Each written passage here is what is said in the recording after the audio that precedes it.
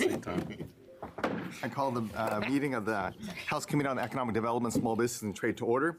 It is Wednesday, February 5th at 8 o'clock sharp. Today's meeting overview, we're going to have a work session on HB 2348 and 3 public hearings for HB 2120, HB 2121, and HB 2123. Next, I'll open a public hearing on House Bill 2120. For this public hearing, I'd like to invite Mr. Marshall Koba and Mr. Salim Noorani. Would you like me to start with the summary?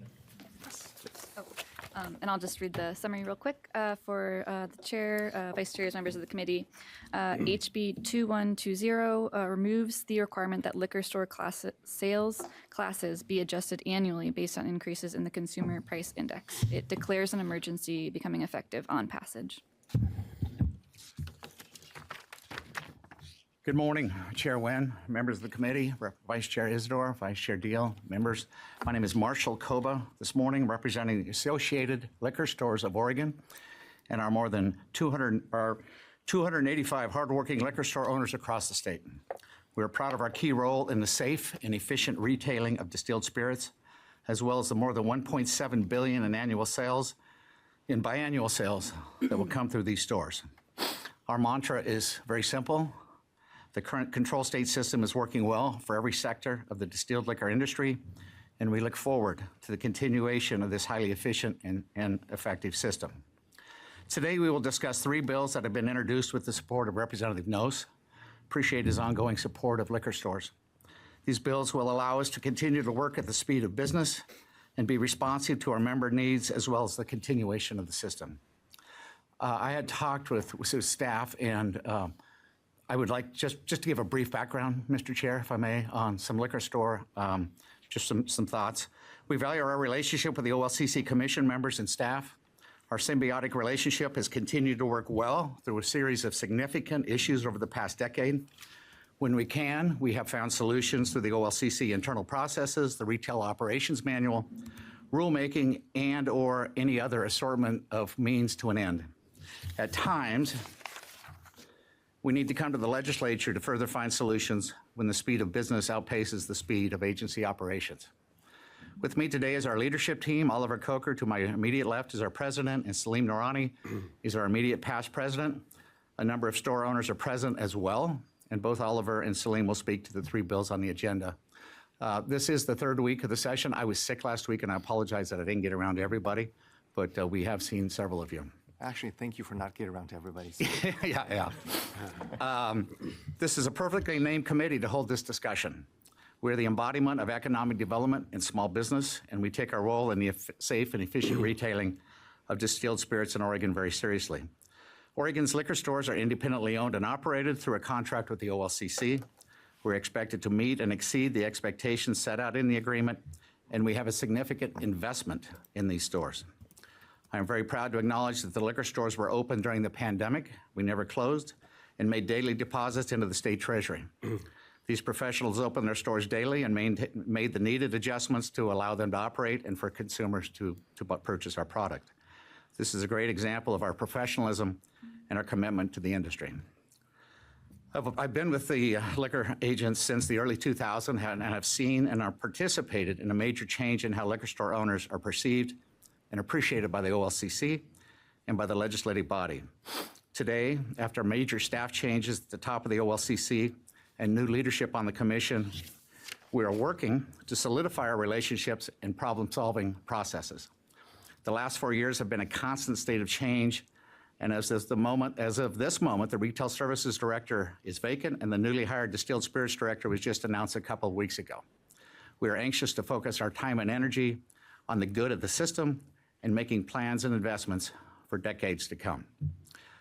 Again, we believe the current system works and works well, and we do not support any change to the control state system. Oregon consumers have access to more than 1,200 individual products in most stores, with major selections within each category.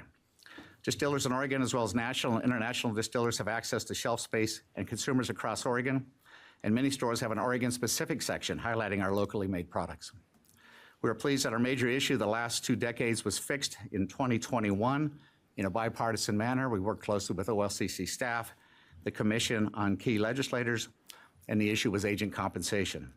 We don't expect to talk about agent compensation this session or anytime soon, as we were able to fix that antiquated compensation system that will now more fairly and adequately allow store owners to invest in their employees, stores, and to maintain the IT requirements of the OLCC. We do have one bill today, House Bill 2120, that is intended to fix an issue that was part of the 2021 legislation. Looking forward, the 25-27 biennium sales forecast, $1.729 billion. This actually is the first decrease in, I believe, a couple decades, at least since I've been here, in sales projection in year over year. This will lead to $533 million in general fund for schools, parks, elder care, and any other priorities of this legislature in general fund money. We support the new warehouse. This is a needed investment to keep the highly profitable system running at top efficiency. The current warehouse has proven that it will not be able to keep up with the demands of today or the future. Not all is perfect, however. Distilled spirits theft is rampant. A Portland store closed because of repeated theft and damage. The building owner did not want to renew the lease, as the liquor store had become a target for thieves and other problems. Finally, I invite you to take a tour of your local store. You will see that many of the stores rely on a small back room to store the extra product before it hits the shelves, and that we rely on the warehouse for the timely and consistent delivery of distilled spirit.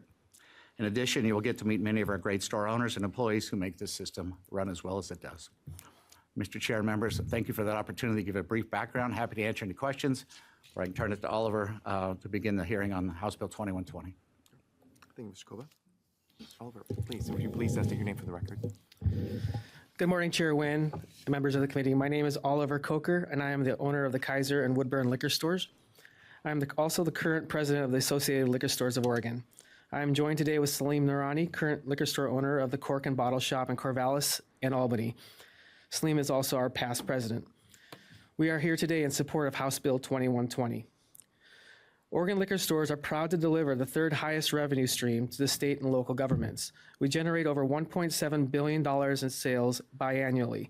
Each store is operated by independent small business owners, many of whom are women and minorities.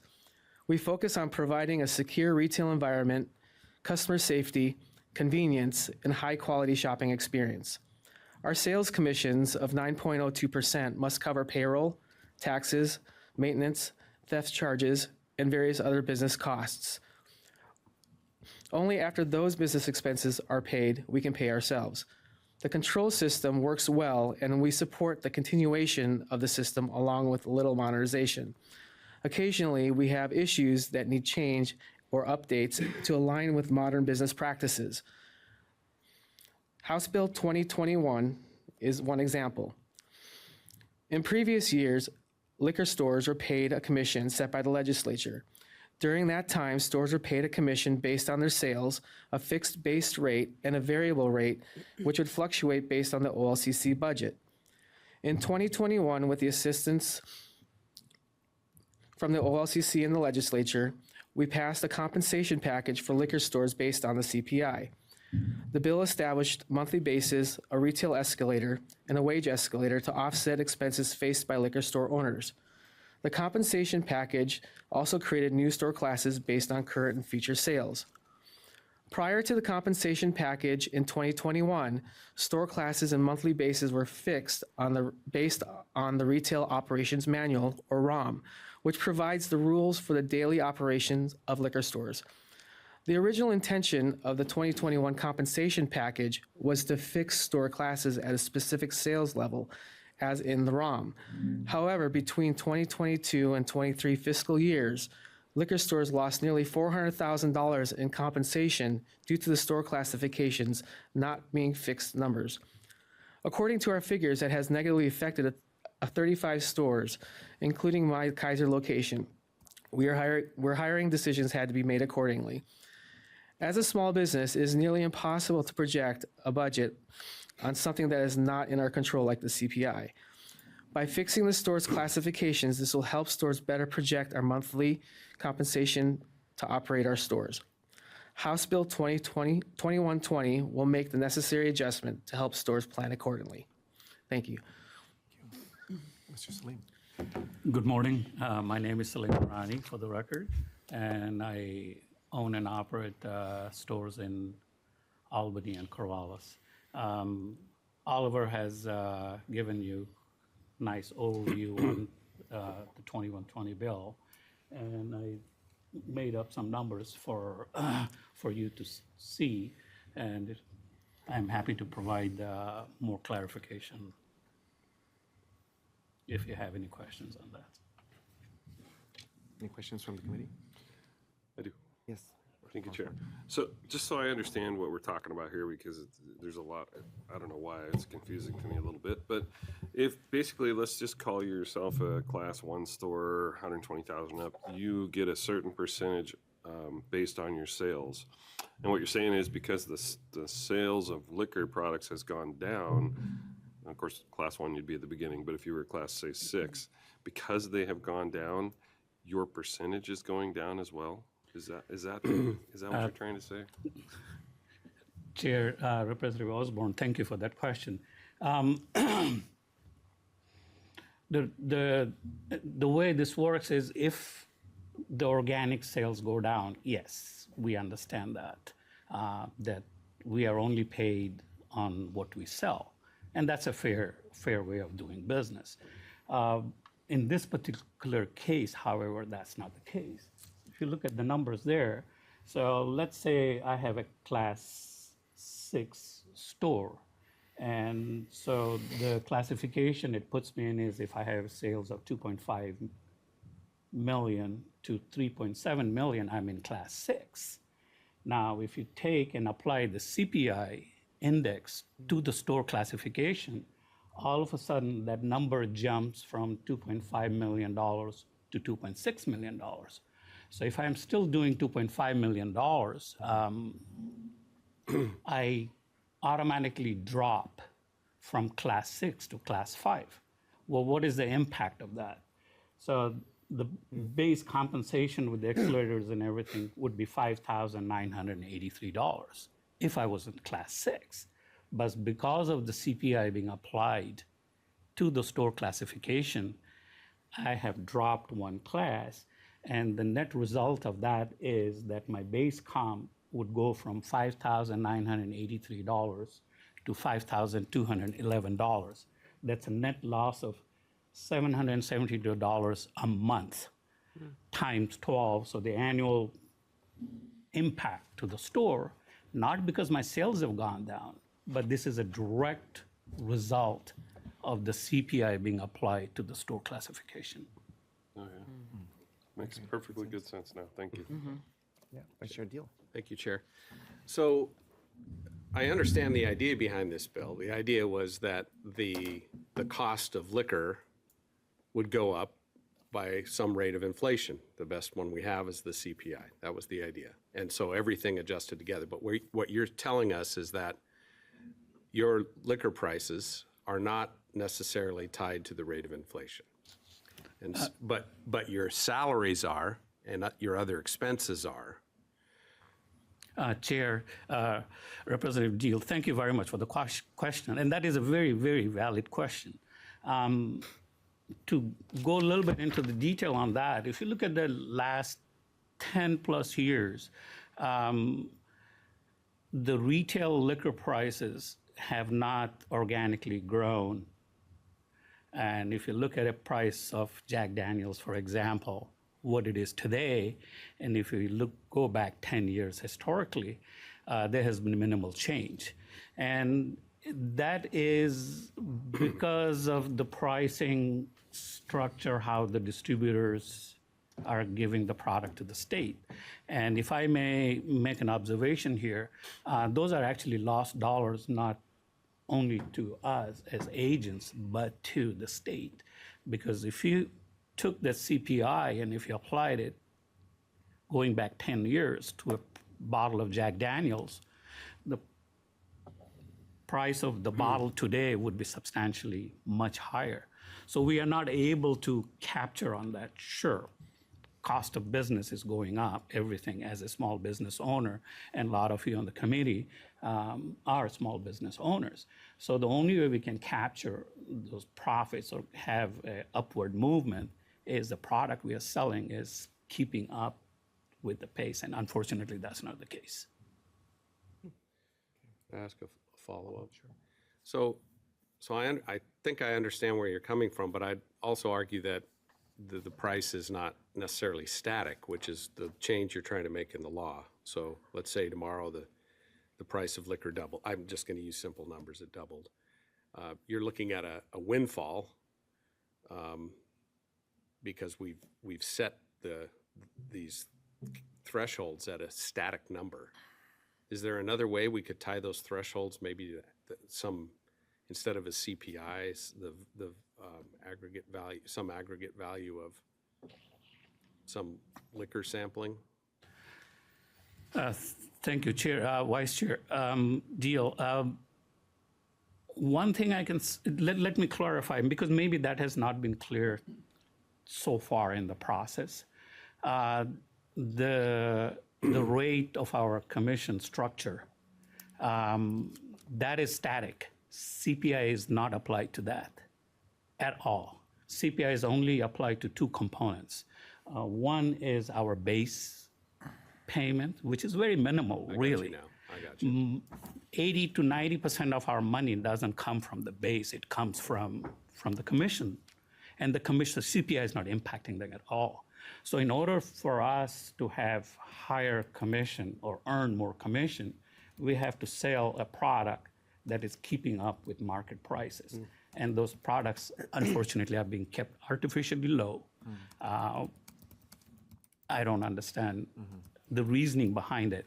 So I appreciate the question and how what would be the solution. So here, because the CPI is applied to two components, and one of them is the classification, that is static.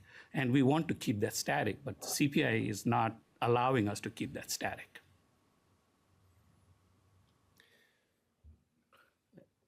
Can you hold your? I'm gonna have. Yeah, I don't want to hog all the questions, but I've got Rapisador, and then we can come back. Yeah. Thank you, Chair. I'm wondering, is the bill to adjust the CPI or alleviate it completely? Chair and Representative Isidore, thank you for the question. And I don't want to hog all the answers either. Doing great. So, Oliver, if you want to, do you want me to take Go that? ahead. Go ahead. Okay. So what we are asking here, in fact, is very simple. The CPI, as I said, is applied to two components. One is the base, and the other is the store classification. And I think that was an oversight on our part because we are not lawyers, we are small business owners.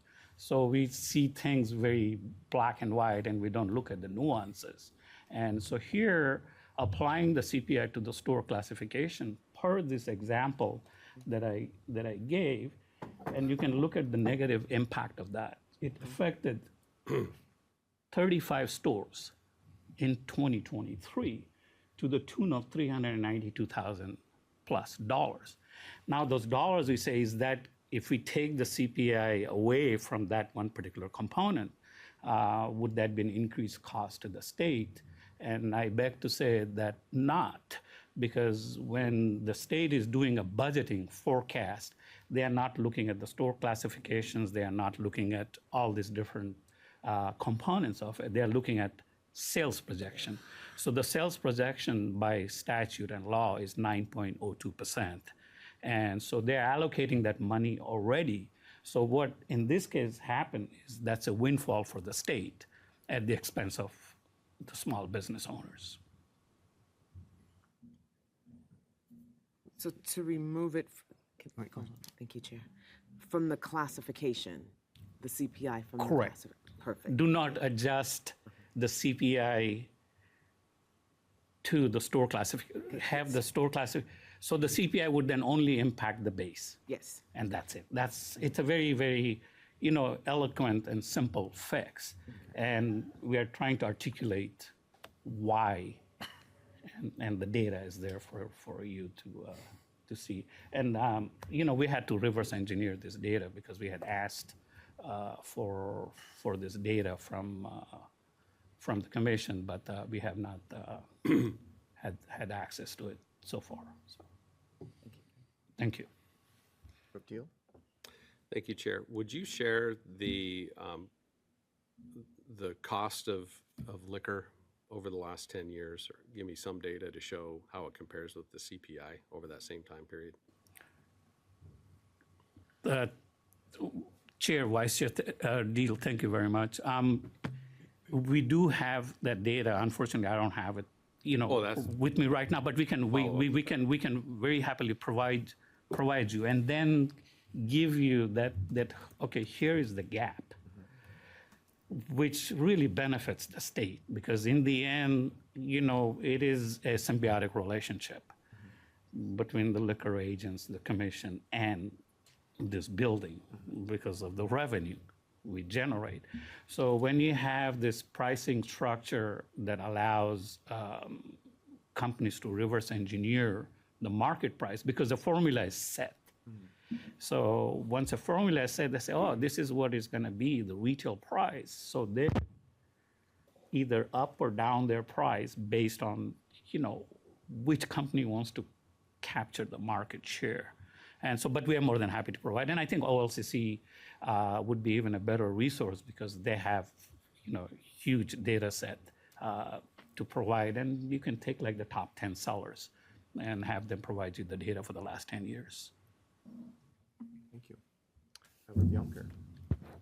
Yeah, my question is, I don't see OLCC here. They are here? They're in the back. Oh, I just want to know if they're going to be opposition of this, or, are they going to testify, or what do they think about this at all? Because just kind of, I think my understanding about agencies, they tend to be Neutral? So Okay, well, I think they're supposed to be neutral, not just tend to. 10-2. I don't. No, not on 2120. I would say that I do remember that in one of the presentations that I would see in one of the slides did talk about what goes into the price of an individual bottle. So I think that there's a combination of actually the cost from the manufacturer, we'll call it, and then taxes on top of that. So that might be good for us to review those slides. And of course, after this public hearing too, we still have an opportunity to continue to learn more about this bill. So it seems like there's quite a few questions that I think are still circulating too. So it might be an opportunity for us to be able to, for you folks to be able to continue to meet with us individually and help us educate us more. Yeah. Okay. All right. Any other questions from the committee? Okay. All right. What do we got here? So I will now close the public hearing on House Bill 2120 and open a public hearing on House Bill 2121. Would you please read the summary? Yes, Chair, Vice Chairs, members of the committee. House Bill 2121 updates the definition of a licensee as used in laws around alcoholic beverages to include agents appointed by the Oregon Cannabis and Liquor Commission, OLCC. It declares an emergency effective on passage. All right. Yet, this is deja vu. I have signed up to testify Mr. Marshall Koba, Mr. Salim Noorani, and also Mr. Oliver. You're also testifying? Yes. Okay. And again, I'll defer to Oliver. Thank you, sir. okay. And again, if you would please state your name for the record. Again, for the record, my name is Oliver Coker, and I am the current liquor store owner of Kaiser and Woodburn. And I'm also the current president of the Associated Liquor Stores of Oregon. I'm joined today with Salim Noorani, who's our past president from also, and who has stores in Albany and Corvallis. Good morning, Chair, members of the committee. Today, House Bill 2021, we are advocating your support to be classified as licensees for purposes of alcohol beverage laws. Currently, liquor stores are contracted with the OLCC to operate liquor stores and are mandated under this contract to comply with the Retail Operations Manual, or ROM.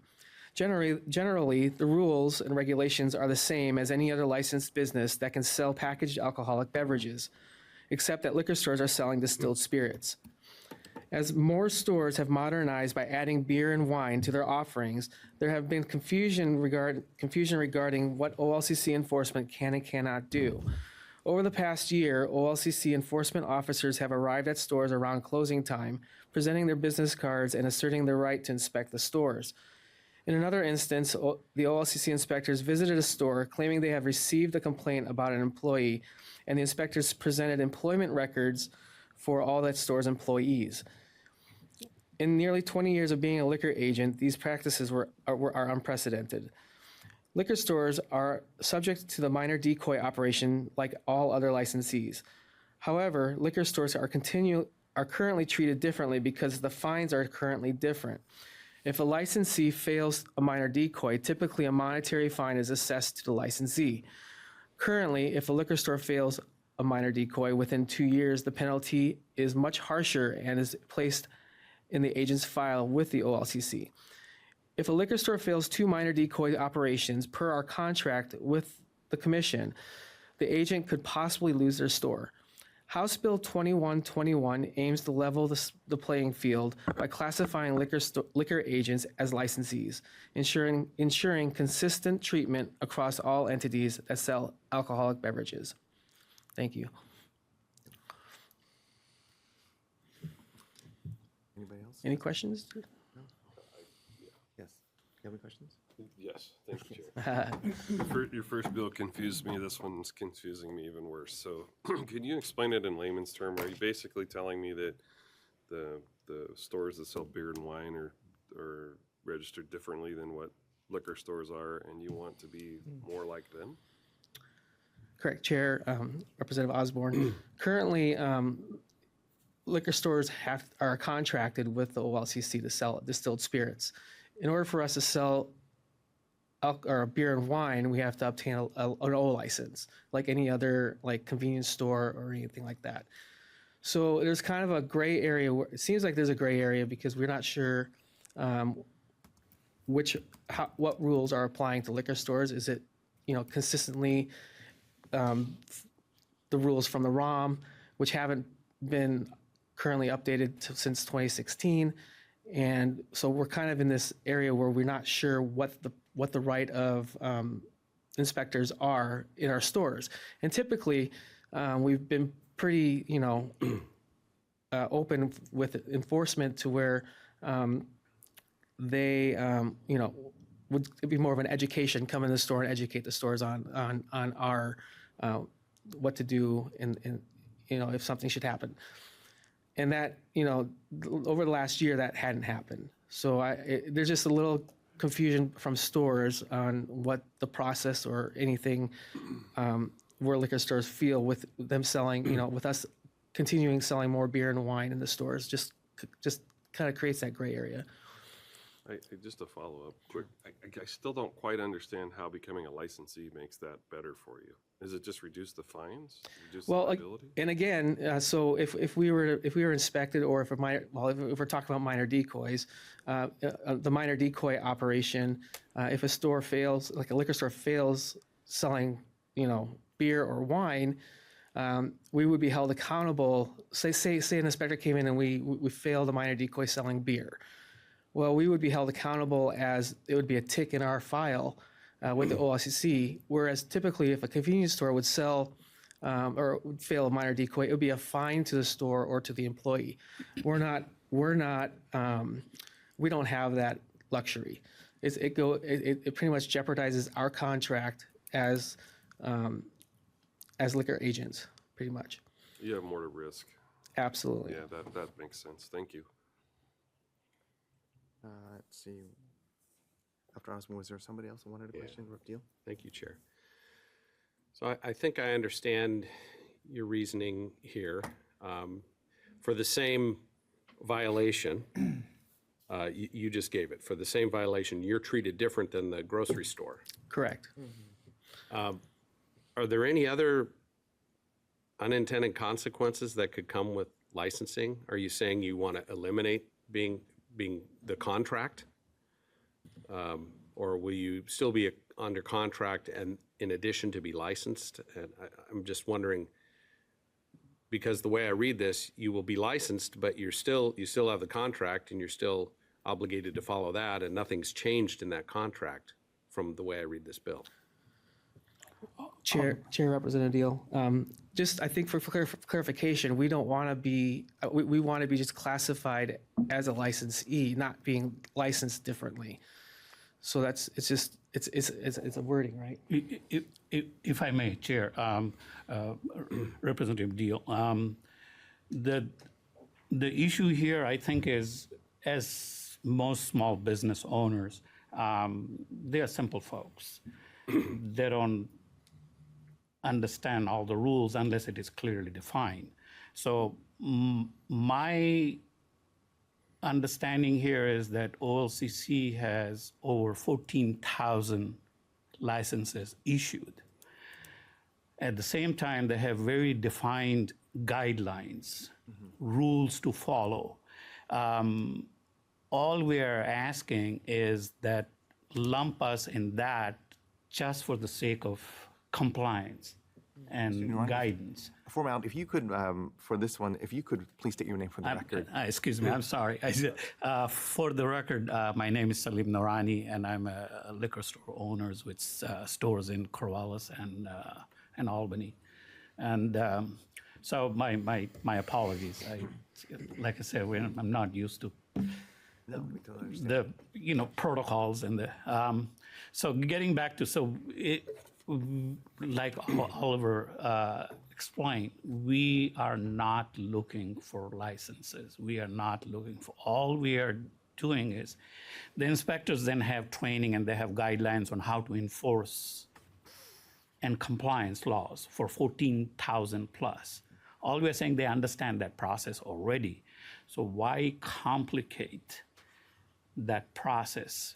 Just say, for the sake of compliance and guidance, liquor store owners would be treated the same as an off-premise license. Question. Yes, Rep. Deal. Follow up. Thanks, Chair. So you gave an example of the difference, how you're treated if you sell beer out of compliance. What would change? So today, if you sell alcohol out of compliance, Jack Daniels, what happens, and what would happen under this change, under this law change? Thank you for the question, Chair, Vice Chair Deal. I don't know.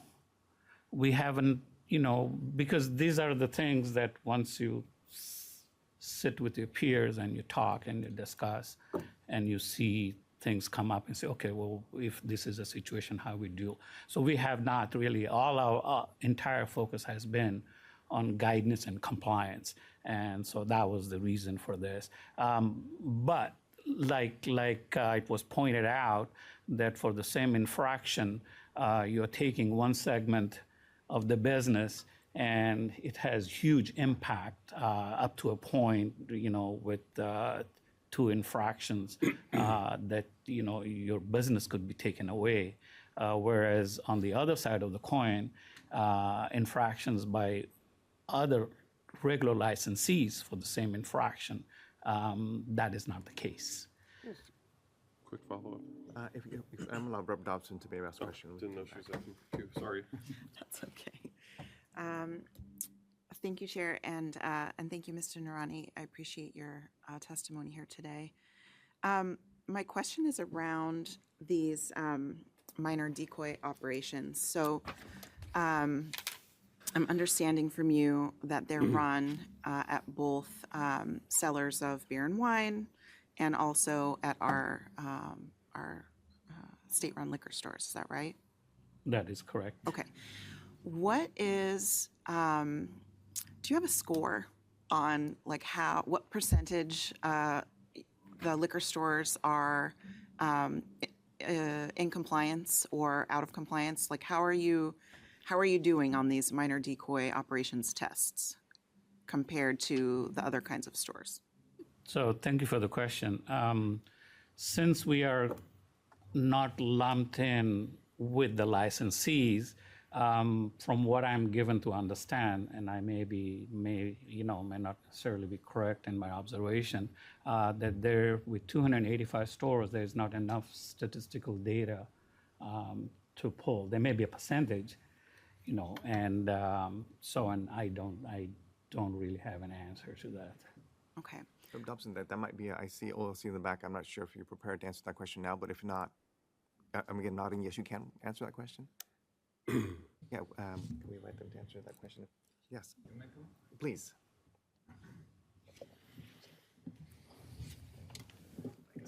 Mark, you're going to give me a chair? Yes, sir.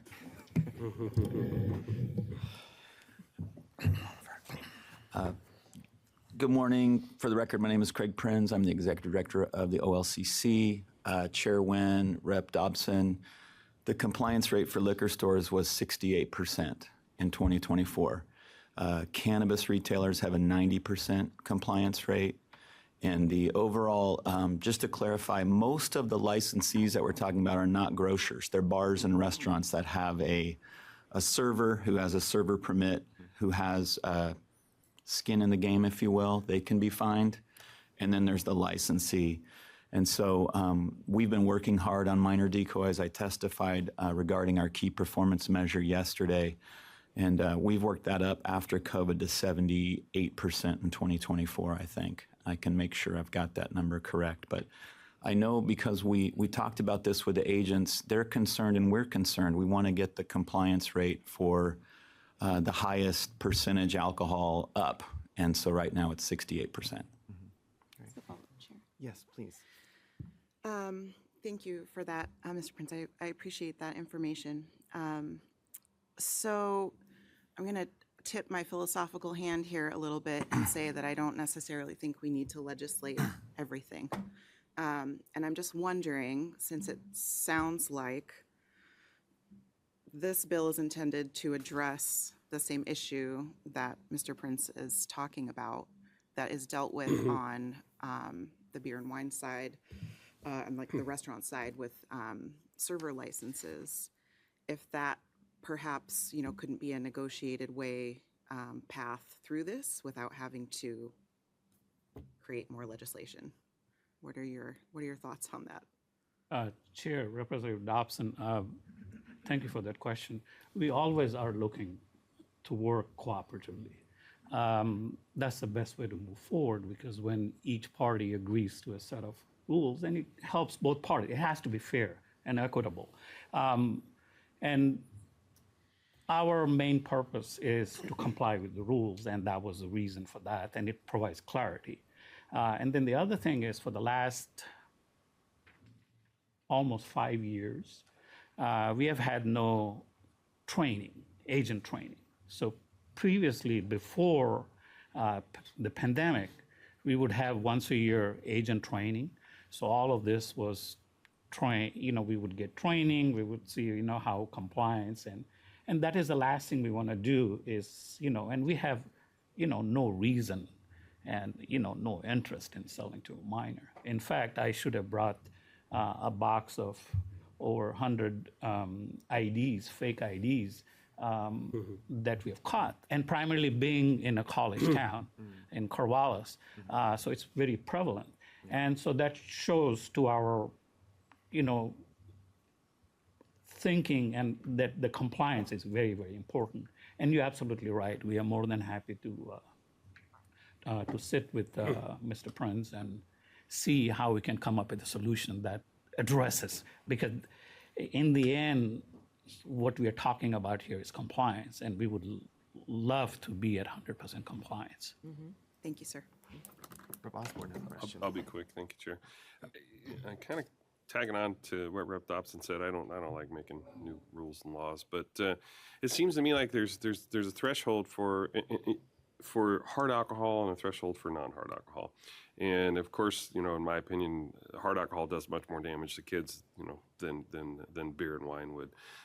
But and this is probably an OLCC philosophy possibly, or question, why wouldn't you just make the penalty for the liquor stores at that threshold? Like, if your liquor store gets caught selling beer to a minor, you're not going to get a tick against you and potentially lose your store over it. You'd be under the same laws as the licensees. But if you did sell a bottle of Jack Daniels to a minor, then you would get a tick against your store. Because I completely understand you could lose your store, right? And I don't think it's fair you lose your store over a 12-pack of beer, but a case of Jack, maybe. So I don't know who can answer that, or if it makes any sense, but that seems like it would be smarter legislation. I think we would be, Chair Wynn, Representative Osborne, we would be open to that for sure. I think more discussion with Director Prinz and everything. Just Yeah, my suggestion would be that you guys go back to the table and talk it out and maybe produce a different bill, or maybe just start over. I don't know, but that's my thought. Or maybe can do through rulemaking, maybe, or if there's a mechanism that within the way you do business currently, you brought up a great point about training. If the staff members, it's not that you're not, Mr. Narani, you're not the one actually ringing up every transaction. You rely on employees to do that. So, but at the end, you're responsible, and knowing that employees often change and they may not have the training that they need to make sure that we comply. I think ultimately, sounds like we want to have some more consistency with what the rules are, and have kind of a level, as you said, a level playing field in terms of what to expect, and making sure the inspectors also know what they're inspecting for. It sounds like there's potentially two sets of rules, two sets of different fines, depending on whether you're a contract store or a licensee. So maybe that you can continue to talk to each other. Maybe it might not need for a bill, but that's for you to decide. Rep. Deal had a question. Thanks, Chair. So I'm going to echo their sentiments. I think that'd be great, and just add that I think I know what you're trying to do, but because you're under contract and there's obligations under that contract, I'm afraid and that's not dealt with at all in this bill. So there might actually be more confusion now. You're a licensee and you have a contract. Do those things align, or are they in conflict? So I think that, get together, come back to us. Thank you very much. you. Yes.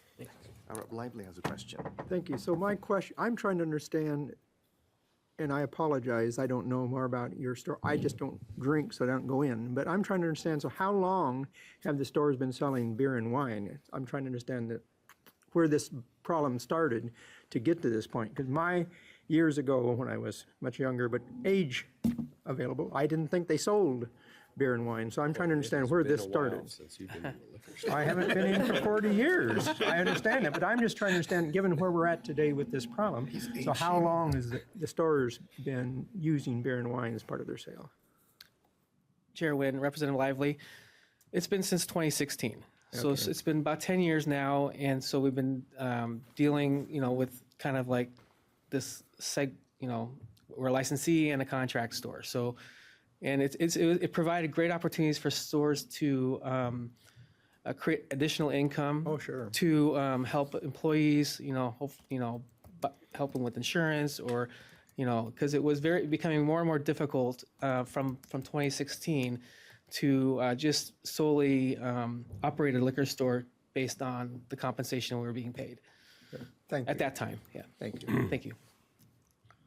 I guess maybe one question I had was, with the way that we've got the current fine system for the contract stores, and if you were to get a violation that is put in the OLCC file, does that affect your liquor liability insurance? Is that a factor into when you go to have your insurance policy written? Do they look at the OLCC's record to see violations?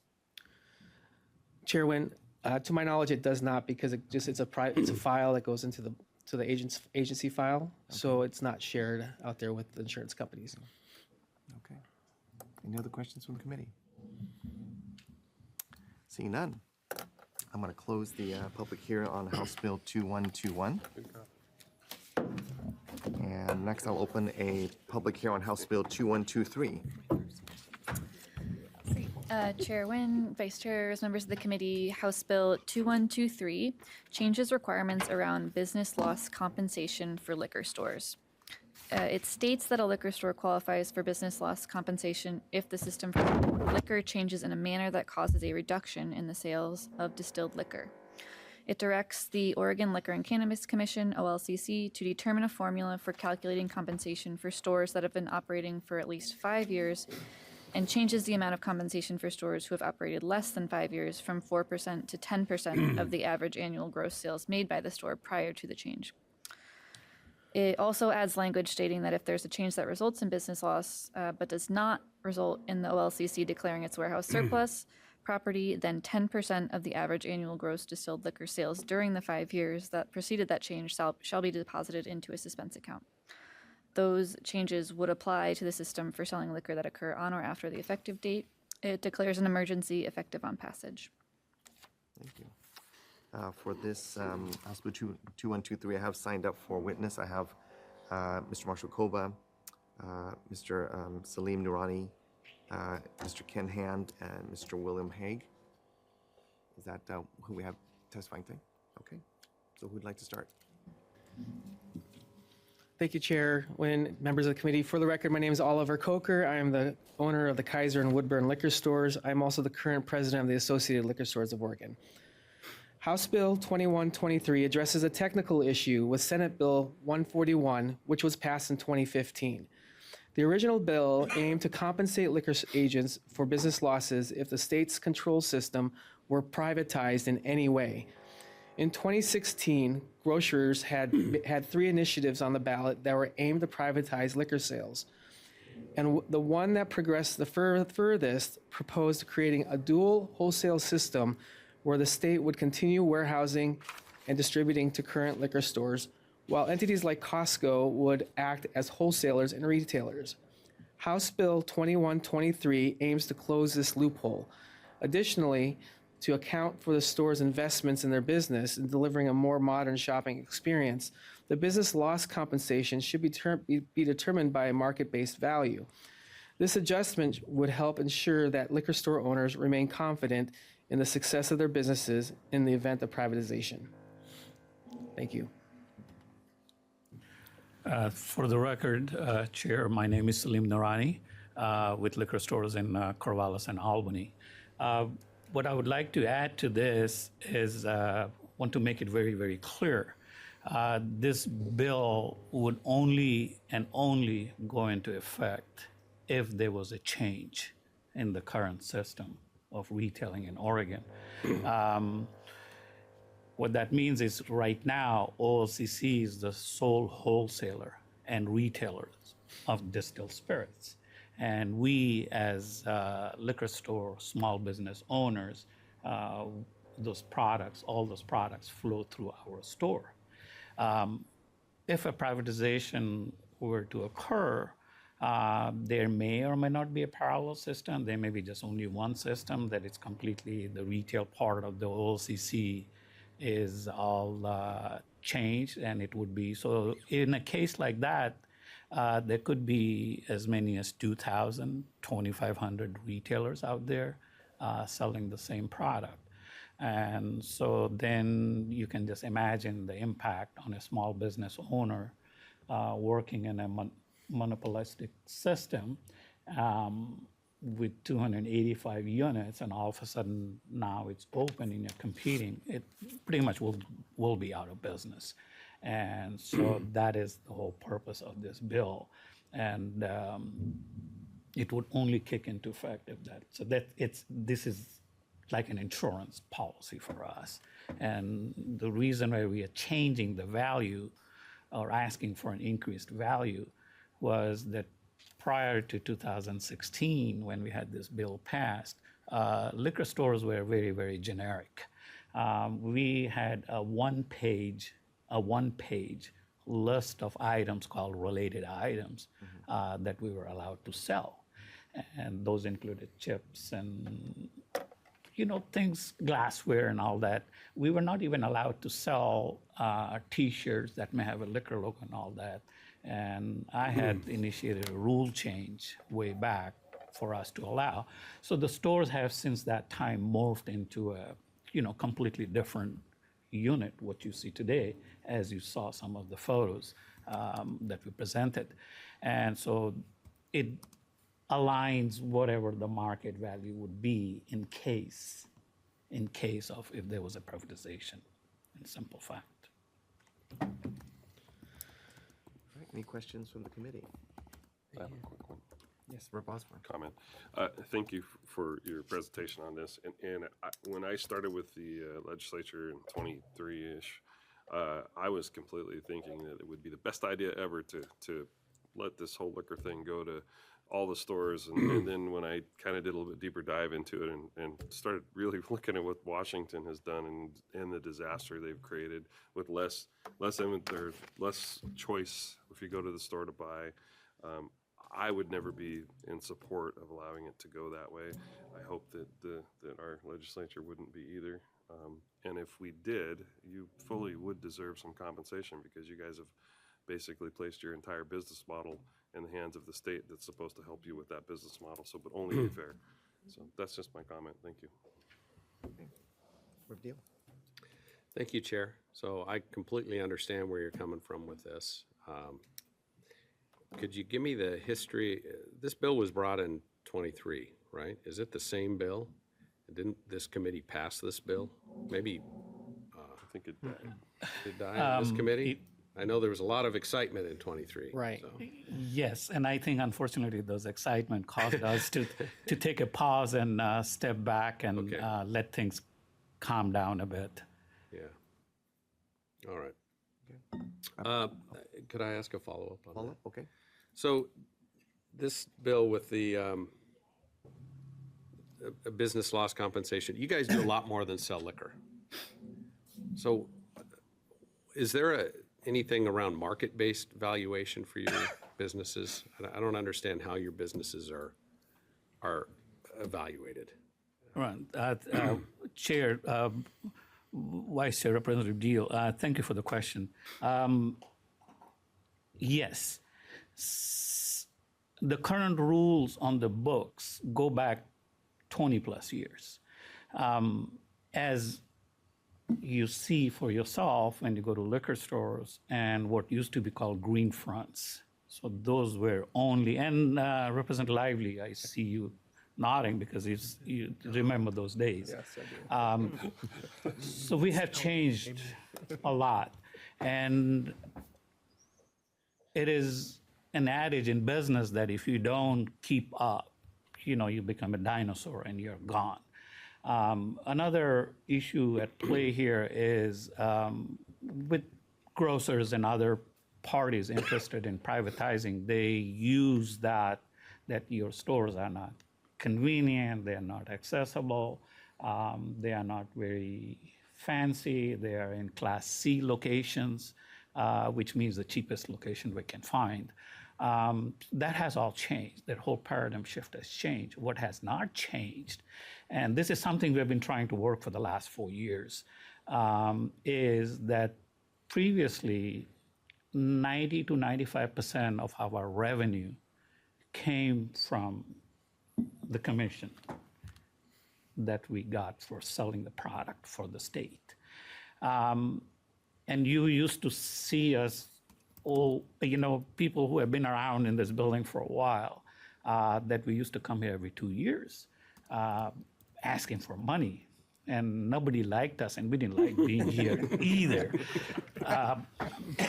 because money. So OLCC, looking at all of that, and I applaud their policy on that, is they say, okay, how do we go about creating more revenue source for you? So one of that was they lifted those rules of having a list, one-page list.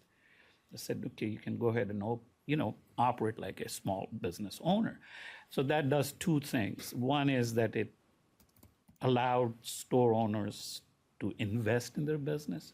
Second is that it enhanced the perception of the public that now we are, getting up there.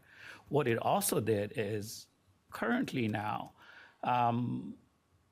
25% on average of our sales come from non-liquor items. So that has a lot of perceived value. And what it also has is the commission structure. So on distilled products, we get 9.02%.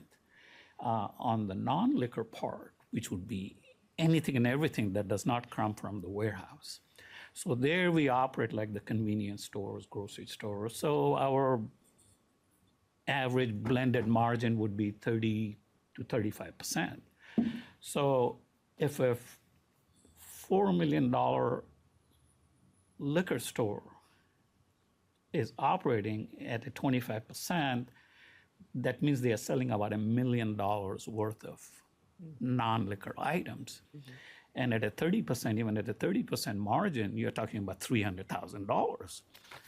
According to the current rules, we are forced to give away when a store changes. So for example, if I decide tomorrow that I'm going to retire, and I cannot sell directly to a buyer, I cannot find the buyer. The process is it goes back to the state, and the state then puts an ad and invites applicants. The main issue here is that the OLCC is only calculating the buyout based on the liquor sales. My $300,000 worth of profit and the business that I have established and grown, which actually impacts liquor sales as well, because liquor sales symbiotically go up as well at the same time. And so that's what we've been trying to work for the last 4 years. And there were actually two stores. And we have one of the store owners who purchased the store at the market value, which had 5 finalists willing to pay the market price.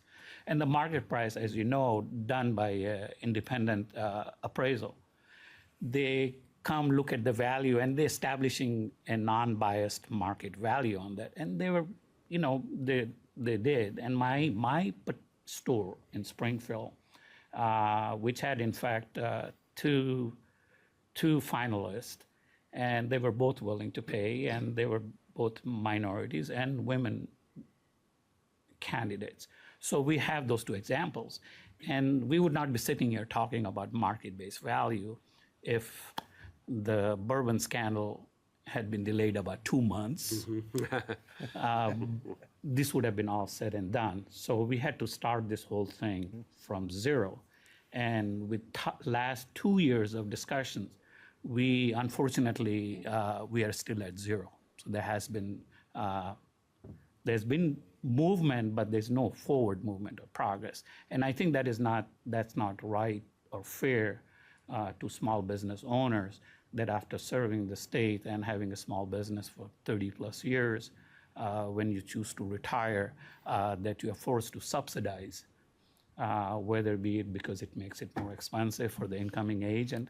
I think the interest should be on the retiring agent who gave most of his life to the small business. Okay. Rep. Dobson, you had a question? Yes, thank you, Chair. Mr. Noorani, thank you again for your testimony today. I don't want you to feel like I'm coming after you, and I hope you don't, but I have questions. And, we love our local liquor store. My husband loves choosing between 16 different bourbons and being able to pick up a lemon and a Luxardo cherry and maybe a shaker if he can't find the other 6 he already bought that are in the cupboard somewhere. So having those things in our liquor store, is it's convenient, and we enjoy, all of the amenities that it provides. I will also say I don't get the sense from anyone in this committee, nor our legislative branch at large, that there's any interest whatsoever in privatizing liquor sales in the future. However, I want to entertain this hypothetical, and it leads me to a question, which is, I'm looking at your slide, and I see, at the bottom, is it fair for the retiring owner to shoulder this burden? And my question, which I'm still formulating, I apologize for my clumsiness here, is, let's say we have the convenience store that we're using in your example, and they're stocking, products, and, their business is failing, for one reason or another. They have to sell. They negotiate the sale of their business along with whatever they have in stock, right? And none of that is stock that is owned or under contract from the state. So my question is, if you're a liquor store and you're selling your business because in the hypothetical there has been privatization and this is no longer a legitimate model for maintaining a business, the state compensates you for the product that you're under contract with them to sell. But why is the state obligated with taxpayer dollars to compensate you for the things you decided to sell that you're not under contract with the state for? T-shirts, lemons, whatever else. In the fair market model, you would negotiate to whomever you're selling the business for the price of leftover inventory and the building itself. Why should we have legislation that declares it the state responsibility and therefore the taxpayer responsibility to compensate you for the extras that could be sold at any store? Chair, Representative Dobson.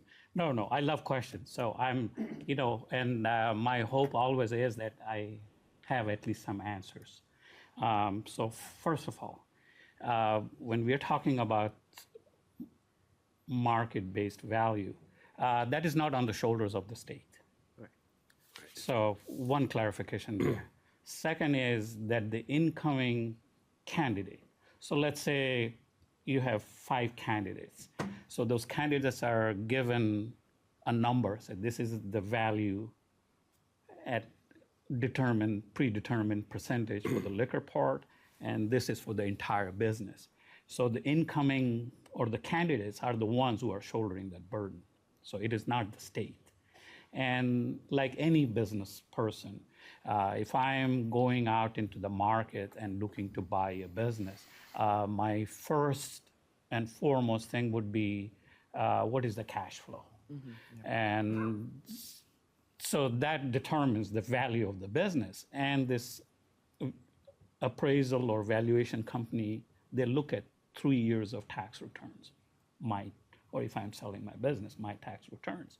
And they come up with a number, and those numbers then are acceptable to the IRS. And also another fundamental advantage of a system like this is previously, meaning under the current rules, if you were to go to a bank to get a loan, there's no documentation, there's nothing. So the banks don't understand what is this business, because to them it's like a black hole. Well, okay.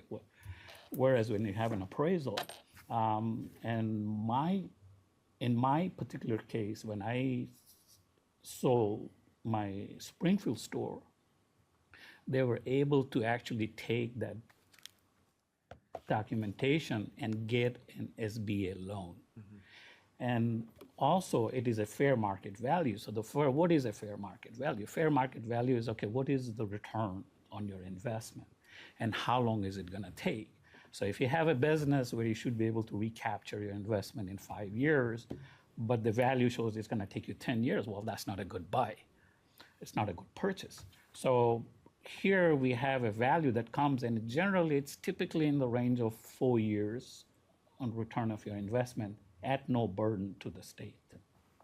This is directly paid by whoever is going to be the new owner as approved, selected by the commission. So does that answer your question? I'm not sure how that answers this bill proposal, which says that the insurance for your business loss compensation should be increased because you choose to stock items other than liquor in the store. I mean, that sounds, am I incorrect in that assessment of that's what the bill is for? That's not quite right with the bill, no. Chair, Representative Dobson, in this particular bill that we are talking about, that is only in the case of privatization. We are not talking about on a regular basis when we sell the stores. Correct, yeah. And so that. And so in the case of privatization, Yes, you would be selling to a grocer, for example, right?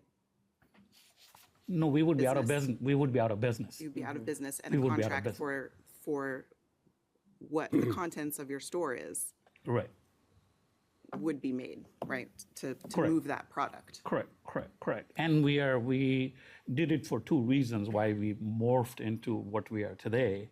One is to make it a convenient one-stop shopping center. shopping experience for the consumer.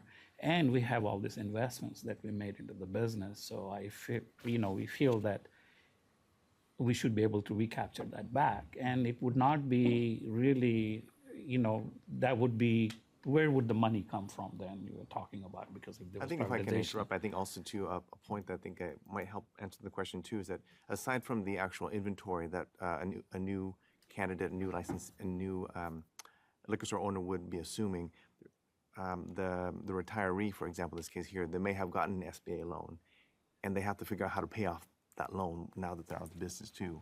So there's those kind of things too, in addition to the cash, but also that cash flow projection goes in the fair market value could also help to satisfy some of the other obligations. I mean, I'm kind of going on a limb here, I'm just thinking, but that seems to be what I'm hearing. Thank you. And you probably have more questions, but I think I'm just trying to be able to kind of keep the conversation going. Again, this is the first opportunity to kind of talk about this in a public hearing, and there'll be more opportunities. I have Rep. Isidore assigned, wanting to ask a question right after that, Rep. Deal. Thank you. Thank you, Chair. Thank you so much. And I think what I'm also getting is I can understand what it's like to be a business owner and over year after year after year, you've done all of the things to make sure to be able to stay in business, selling other products and all of those things. And then when it comes to the time of selling your business or really knowing what the value of the business is, you're wanting to make sure that you have get the market value price of the business, not just the liquor value. Is that what we're saying? Because the liquor value would be this, and the market value might be a lot larger. And so if we're looking at what might be attractive to someone's retiring from the liquor store, as a liquor agent, and if the business is being bought or being valued in some kind of a way, I mean, it helps you as using this for your retirement. It helps if we're talking about paying back loans, like really looking at the whole value of the business and not just the liquor value. Is that what you're asking about? Is that what this Chair, Vice Chair Isidore, thank you very much. And I appreciate your insight into that, and that's exactly the point. Okay. Yes. Deal. So just to clarify, thanks, Chair. What we're talking about with this market-based valuation, that's not in this bill. That is. But it's a good conversation. But this bill, what it does is if the industry's privatized, there's a value of your company, the business loss compensation, that's 10% of the average annual gross distilled liquor sales during the 5 years preceding. So it's all based on liquor sales. Correct. The valuation in this bill. Chair, Vice Chair, thank you very much. That is absolutely correct. The only reason why we started talking about market-based value is, well, but I think, and I have a slide presentation for that as well. But I think, it would be much more productive for us and OLCC to really sit down and get this. So they started, like I said, if the bourbon thing hadn't happened, we wouldn't be here talking about this. But in 2023, in around June or so, I requested a rule change. Because there was nothing formalized, because all that 200 years of institutional knowledge was gone.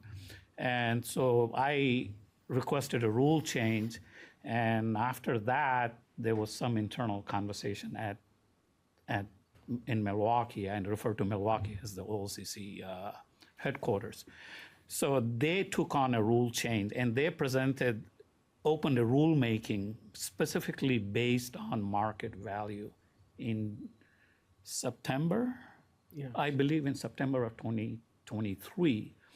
And there were promises made, and the last distilled spirits director, as he was moving on to another position, an email was sent out to all the liquor agents that we are pretty much all done with it, and we are going to present it in the December 2024 commission meeting, and the commissioners will rule on that, and we'll be finished with this project. Well, we have had several setbacks, and I'm not sure, what caused it. But like I said, we are back to zero. So we are. I didn't actually get to my question in my statement. Okay, get to your question. Chair. So that 10%, I don't know where that came from.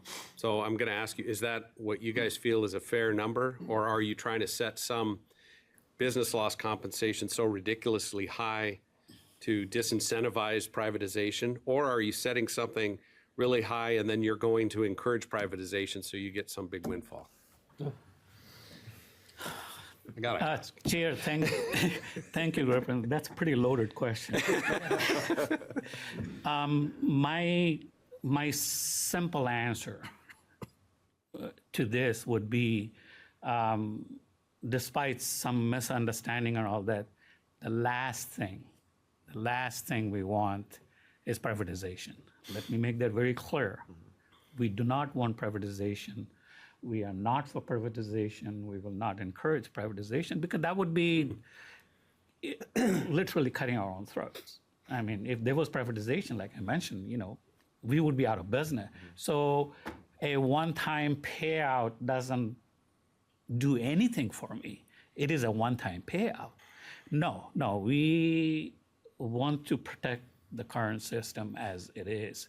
There's always room for improvement. And if somebody says, no, we have everything great, I think that's a misnomer. We have to keep advancing with the market. And like Oliver said earlier, we want to move at the speed of business. We don't want to move at the speed of bureaucracy or with government regulations. And so this we thought was almost all done and all that. So, here we are because we didn't, realize that that's why we did not include this in the bill as a market value. This 2123 only refers to in case of privatization. And that's the last thing we want to do. Thank you, Mr. Noorani. Thank you. I see two other people signed up for public testimony. Mr. Hand and Mr. Haig, are those folks here? Do they want to testify? Yes.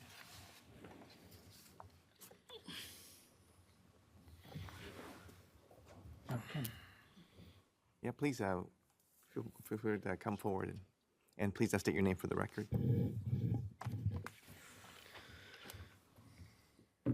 Yes, my name is Ken Hand, and I have only a liquor store in downtown Eugene. And a little bit of history on me, I've been around a liquor store in Oregon for 33 years. When, at that time, 33 years ago, there was no buyout for a liquor agent. I believe it was in 1998 that they implemented a 2% goodwill blue sky buyout. And it's come a long way since then, but that's kind of been in the last 10 years, I want to say. But anyways, I've invested in my store in moving it, doubling my square footage, adding a nice 14-door cooler for beer and wine. And it's been my livelihood for, like I say, for 33 years. And thus, the reason that I'm supporting this bill, 2123, because it's the right thing to do. It's already in the statute. All we are asking is that it reflects current market value. If we were to go private and change the system, that means that our stores would be reduced to nothing, as Salim said, and a lot of stores would go out of business, like what happened in Washington. They auctioned off their liquor stores that were state-owned, and I think 95% of them within the first year or two went out of business. And speaking to market value, which I'm also in support of, actually owning a store for 27 years, I have dedicated this majority of my life to this. Since 2 stores recently have sold for market value, I was led to believe that this was being worked upon and the commission would be ruling on this change in their December 2024 meeting. I was looking forward to getting a nice return on my years of investment. My current personal situation gives me no choice but to retire. I put in my resignation just Monday. I have 120 days and I'll be replaced. Unfortunately, it seems like the commission is not focused on helping liquor stores protect their investment and their assets. Should I only get 25% of market value for my store? Am I supposed to be handing over or subsidizing the incoming agent with a rule change that might come maybe 6 months from now? What kind of message does this send to existing store owners and their investment in the system? Thank you for your time. Thank you for being here. Any Other speaker? questions? Any questions from the committee? Thank you. Thank you.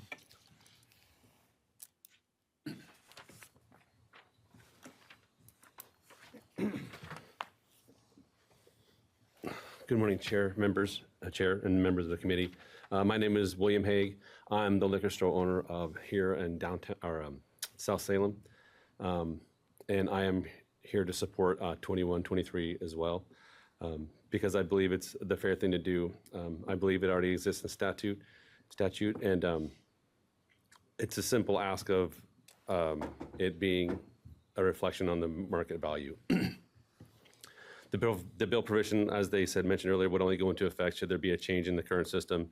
An alteration for existence like privatization would remove the state's regulation of small stores and enable large commercial retailers to effectively force us out of business. And as Ken put it, regarding market value, I wanted to briefly share with you that I became a liquor store agent just in 2022, November 2022. And I was the first person to buy a liquor store at market value.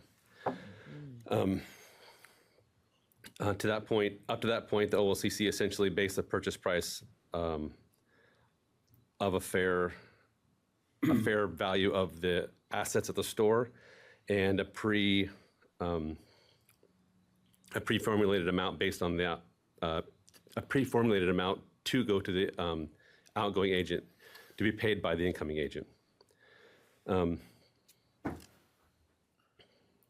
Outgoing agents had no way of putting a price on goodwill or any other intrinsic value of the business. I had done my research at the time and was certain the store worth equaled the price I paid for it. Unfortunately, this market value purchase was the first one of its kind and took place without a full written policy from the OLCC. And now if I wanted to sell my business for any reason, I'm not guaranteed to get that same market value back. It was my understanding that OLCC intended to rule on the change on this policy as recent as November 2024 meeting, but rather it got pulled from the agenda, so it left us with nothing, no answers. Meanwhile, like Ken, we have fellow agents that are hesitant to sell their business for fear of not getting fair market value for their stores. Regrettably, it does appear that the commission is not concerned with safeguarding our investments or our retirement assets. Thank you for your time. Appreciate it. Thank you. Any questions from the committee? Okay. I see a lot of folks in the room. Thanks for coming down and spending time to be able to share your thoughts, and we appreciate this input. I think there's going to be continued questions when we go back to our offices too, and feel free to reach out and ask questions of the folks that we saw here, and also have a chance to be able to meet one-on-one as necessary. Okay. If there's other questions, I'm going to close the public hearing on House Bill 2123. And with that, I will adjourn the meeting. Thank you very much. Thank you. We appreciate your time.